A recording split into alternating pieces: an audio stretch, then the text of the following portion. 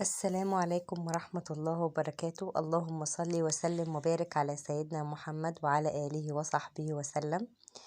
النهاردة بقى إن شاء الله هعمل معاكم طريقة لتخزين البلح، تقدري تخزنيه من السنة للسنة. بس طبعا هو مش هيديكي نفس الشكل ده. هو هيتحول معاكي بعد كده البلح رطب، اللي هو البلح المستوي. ده طبعا من أحلى أنواع البلح اللي انتي ممكن تخزنيها. تقدري بقى في رمضان تستخدميه، تعملي مثلا بيه كنافة، يعني تستخدميها في أي حاجة انت عايزاها. بس هو بصراحة بيبقى جميل جدا، إلى جانب ان هو كمان بيتباع غالي أصلا، يعني بعد فترة كده بيرجع يظهر في السوق، والبلح ده بيبقى سعره أصلا غالي. هنا بقى أنا هخزنه معاكم، وصدقيني لو جربتي مش هتندمي أبدا، وهتحبي ان انت تخزنيه على طول، خصوصا للناس اللي هم بيحبوا البلح المستوي ومش بيلاقوه طبعا متوفر طول السنة. هنا انا جايبة هنا دول 3 كيلو بلح.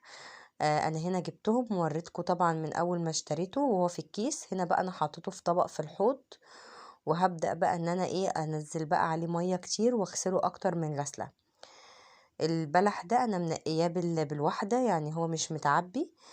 في طبعا ممكن البياع هو اللي يعبهولك، بس انا ما حبيتش كده لان انا كنت عايزاه كله ناشف، ما كنتش عايزه فيه مستوي. وطبعا البياع لما بيعبيه ممكن بتلاقي فيه مستوي، فانا كده كده مش عايزاه مستوي، لان انا هخزنه يعني واخليه يستوي معايا يعني. هنا بقى انا هغير عليه الميه اكتر من مره لحد ما اللون بتاعه كده بقى يفتح طبعا من التراب اللي عليه. وبعد كده هبدأ بقى اغسله بلحاية بلحاية تحت الحنفية. طبعا اهم حاجة ان انتي ما تشيليش اللي هي القمع ده اللي هو بيبقى في البلحية من تحت ده، ما تشيليهوش، ده خليه زي ما هو كده. احنا مش هنعمل اي حاجة غير ان احنا هنغسله بس وهنشفه بس، مش اكتر من كده، وبعد كده هنقول لكم هنعمل فيه ايه. طبعا هو اليومين دول متوفر في السوق بكميات كتيرة جدا ما شاء الله، ورخيص مش غالي. تقدري ان انتي طبعا تخزنيه وتحوليه لبلح رطب، الناس اللي هم طبعا بيحبوه. انا امبارح اتفاجئت امبارح، يعني اللي خلاني اقرر ان انا اخزنه، ان انا لقيت اللي هو البلح المستوي منه ب16 جنيه. فقلت على ايه ده اصلا ب7 جنيه ونص، فليه احنا نشتري المستوي ب16 بدل احنا ممكن نعمله في البيت ونوفر طبعا كتير. طبعا دي مش اول مرة انا خزنه، انا خزنته اول مرة السنة اللي فاتت. يعني لقيت في ناس وكده قرايبنا لقيتهم بيخزنوه، فاستغربت، ما كنتش اعرف ان نوع البلح ده ممكن ان احنا نخزنه في التلاجات يعني وكده، وان هو ممكن يتحول لبلح مستوي وكده. فبصراحة لما جربته عجبني جدا جدا واداني بصراحة نتيجة حلوة قوي. عشان كده انا حبيت يعني اشارككم السنة دي وانا بخزنه برضو.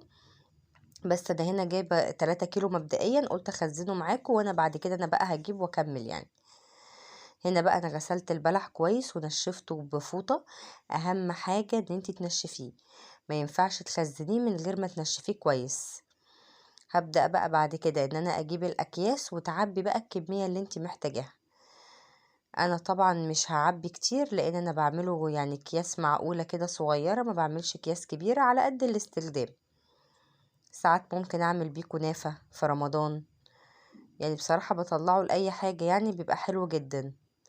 وممكن تطلعيه وتعمليه عجوة كده بزبدة للأولاد، برضو هيبقى جميل جدا يعني.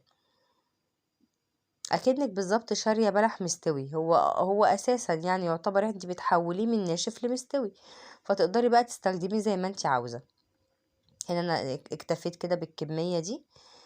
وهنا بقى ده ابن أختي الصغير، هو كان واقف معايا وقال لي أنا اللي هعبي، فسيبته بقى هو يعبي بقى معايا ويساعدني.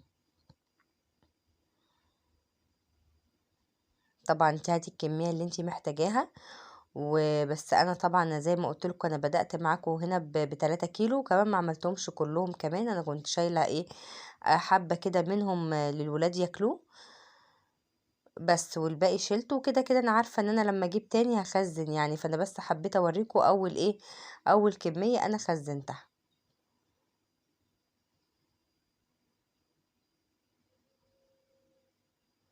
طبعا لو عايزة تعملي البلح الأحمر كمان برضو هيديكي اللي هو البلح الأسود المستوي الطويل الناشف ده. في بلح كده بيبقى ده مش عارفة اسمه بصراحة أو ناسياه، اللي هو بيبقى طويل كده ومستوي وفي نفس الوقت متماسك مش مهري، ده تعمليه بالبلح الأحمر. هبقى أجيبه وأعمله معاكم إن شاء الله. بس أنا عشان جربت ده السنة اللي فاتت وعجبني، فحبيت بصراحة ايه اوريهولكوا هو الأول. وأنا عندي كيس من السنة اللي فاتت لسه في الفريزر، أنا طلعته وهوريهولكوا دلوقتي شكله هيبقى ايه لما يستوي معاكي في الفريزر. دول اتعملوا حوالي معايا 5 أكياس، وزي ما قلتلكوا انا معملتش ال3 كيلو كلهم. ده بقى كيس اهو من الأكياس اللي انا كنت مخزناها السنة اللي فاتت. انا مرضتش بصراحة استخدمه، قلت اوريهولكوا الأول وبعد كده ده بقى هطلعه استعمله. على فكرة تقدري تاكليه كمان كده بيبقى جميل جدا، يعني انت مش شرط تعملي بيه وصفات، انت اصلا بتشتريه كده. حتى هما بيسموه بلح تلاجات. انا فاكرة مرة اشتريته كان كده وقالوا ان ده بلح تلاجات لما يعني ما كانش في اوانه يعني. بتطلعيه مفيش ربع ساعة بيفك، تشطفيه بشوية مية وبعد كده تقدري بقى تاكليه وتعملي بيه اي وصفة انت عايزاها.